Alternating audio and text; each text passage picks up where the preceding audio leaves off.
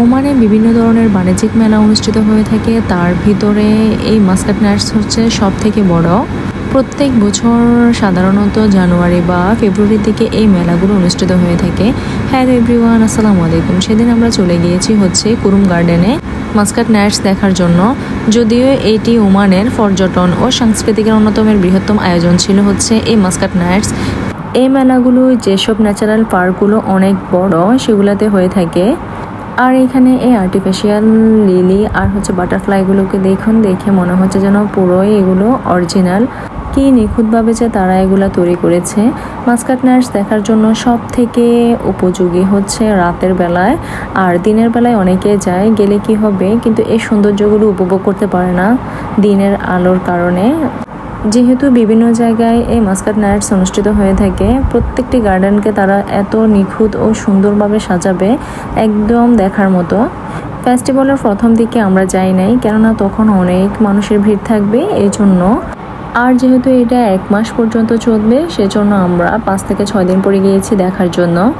গার্ডেনটা কাছে হওয়ায় আমাদের সেখানে 3 থেকে 4 দিন পর্যন্ত যাওয়া হয়েছিল। আমার কাছে সব থেকে সুন্দর লেগেছে হচ্ছে এই আর্টিফিশিয়াল মাশরুমগুলো।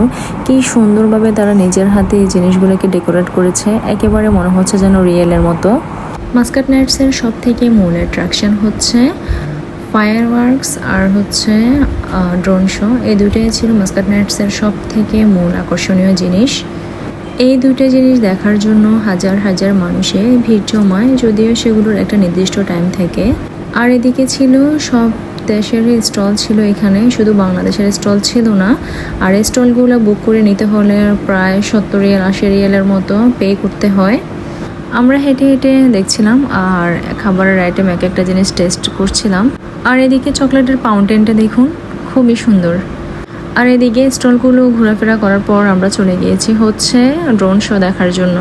যদিও তারা বলেছে 8টা বাজে ফায়ারওয়ার্কস আর হচ্ছে ড্রোন শো চালু হবে, কিন্তু পরে দেখি গিয়ে যে ওইখানে আর চালু হয় না, তখন তারা বলছে যে 10টা বাজে চালু হবে।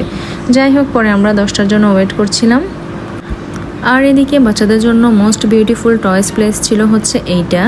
অন্য অন্য জায়গা থেকে এখানে বাচ্চারা অনেক বেশি আনন্দ করেছে। আমার মেয়েকে তো এখান থেকে নেওয়া যাচ্ছিল না, নিলে কান্না করা শুরু করে দিত। আর না হলো আমাকে এখানে 20 থেকে 25 মিনিট পর্যন্ত দাঁড়িয়ে থাকা লাগছিল শুধু একমাত্র মেয়ের জন্য। মেয়ে অনেক হ্যাপি ছিল এখানে।